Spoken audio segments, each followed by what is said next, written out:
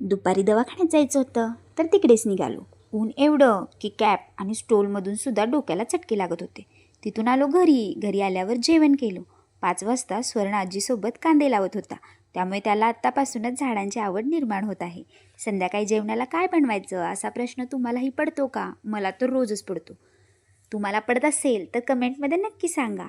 सकाळच्या थोड्याफार भाज्या शिल्लक राहिल्या होत्या, तर त्याही भाज्या संपणार नव्हत्या. दुसरी जर भाजी केली तर त्याही शिल्लक राहणार होत्या. त्यामुळे म्हणलं ह्या भाज्या घालून धपाटे बनवून घेऊ.